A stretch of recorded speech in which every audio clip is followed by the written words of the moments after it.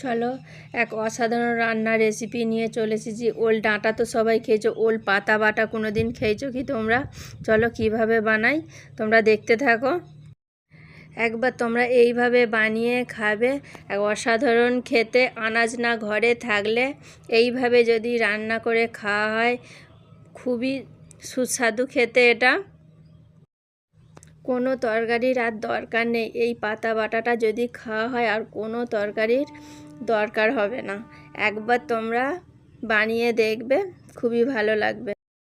দেখো ওল পাতাটা আমি এর আগে, যদি পোকা থাকে যা ছোটো ছোটো মাকড়সা থাকে পাতায়, আমি তার জন্য সব পরিষ্কার করে রেখেছিলাম। ভিডিওতে যদি আমি দেখাই তাহলে ভিডিওটা বড় হয়ে যাবে, তার জন্য আমি একদম ঠিক করে গুছিয়ে রেখেছিলাম। দেখো এবার আমি পাতাগুলোকে নিয়ে ডাঁটাগুলো ফেলে দেবো। দেখো সরু সরু ডগের ডাঁটাগুলো আমি কিন্তু নিয়ে নিয়েছি, তোমরা ভিডিওতে দেখতেই পাচ্ছ।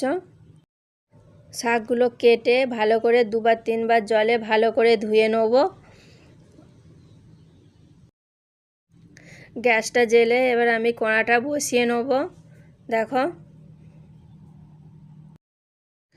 দেখো এবার আমি 4টে শুকনো লঙ্কা, 2টো কাঁচা লঙ্কা দেবো, আর 8-9টা রসুনের কোয়া ছাড়িয়ে রেখেছিলাম, সেগুলো দিয়ে দেবো। দেখো রসুনগুলো দিয়ে এবার আমি শুকনো খোলায় ওগুলো ভেজে নেবো ভালো করে নেড়ে চেড়ে, যেমন হালকা পোড়া পোড়া হয় ওইভাবে ওরকম করে ভেজে নিতে হবে। দেখো ঠিক যেন এই রকম ভাজা হয়। এবার আমি ভাজা হয়ে গেছে, এবার আমি একটা জায়গায় ওটা ঢেলে নেব। দেখো গ্যাসে আবার ঘুরিয়ে কড়াটা আমি বসিয়ে দিলাম, দিয়ে এবার আমি পরিমাণ মতো শাকগুলো সেদ্ধ করার জন্য আমি জল দিয়ে দেবো। দেখো জলেতে এবার আমি পরিমাণ মতো লবণ দিয়ে দেবো। জল গরম হয়ে গেছে, এবার আমি সব শাকগুলো একে একে তুলে দেবো। দেখো আমি সব শাক তুলে দিয়েছি, একবার খুন্তি করে নেড়ে নিয়ে আমি ঢাকা দিয়ে সেদ্ধ হতে দেবো। সেদ্ধ হতে দিয়ে একটা ছোট মাঝারি পেঁয়াজ আমি কেটে নেবো ছোট ছোট করে, তোমরা যেমন পারবে তোমরা কেটে নেবে। চলো ঢাকা খুলে দেখি, দেখো সেদ্ধ হয়ে গেছে কি না শাকটা। দেখো সেদ্ধ কিন্তু হয়ে গেছে। আমি 2টো চুনো শুকটি আমি এতে তুলে দেবো, ধুয়ে রেখেছিলাম, তুলে দেবো। দেখো মাছগুলো তুলে দিলাম, দিয়ে 1 মিনিটের জন্য আবার ঢাকা দিয়ে হতে দেবো। চলো ঢাকা খুলে দেখি সেদ্ধ হয়েছে কি না। দেখো শাক মাছ যেগুলো চুনো শুকটি দিয়েছিলাম ওগুলো 2 সেদ্ধ হয়ে গেছে।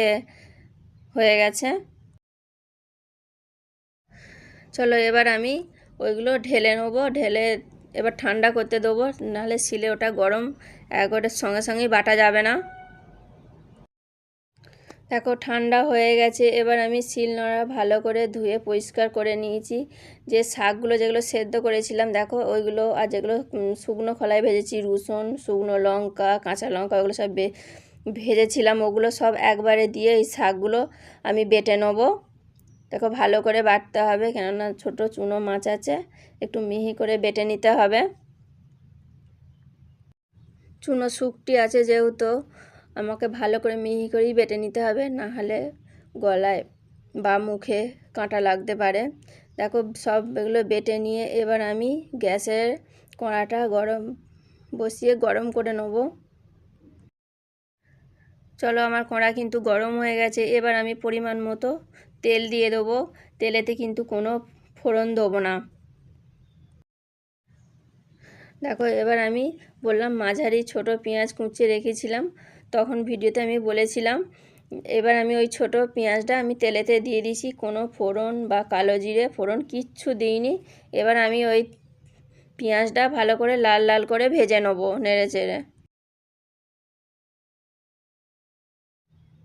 দেখো আমার লাল লাল করে কিন্তু ভাজা হয়ে গেছে, দেখো কালারটা। এবার আমি ওই পাতা বাটাটা এবার আমি তেলের মধ্যে দিয়ে দেবো, দিয়ে ভালো করে নেড়ে চেড়ে ভাজতে হবে। এবার আমি পরিমাণ মতো সামান্য হলুদ দেবো, দিয়ে ভালো করে নেড়ে চেড়ে ভালো করে ভাজতে হবে। আর কোনো কিছু মশলা আমি কিন্তু দেবো না। এবার পরিমাণ মতো লবণটা চেখে তোমরা দেবে। এবার আমার পরিমাণ মতো লবণ একটু কম হয়েছিল, তাই আমি লবণ দিয়ে দিলাম। এইভাবে নেড়ে চেড়ে ভালো করে শুকনো শুকনো করে ভেজে নিতে হবে। দেখো, একটু লেবুর রস সামান্য একটু দিয়ে দিতে হবে, দিয়ে ভালো করে নেড়ে চেড়ে নিতে হবে।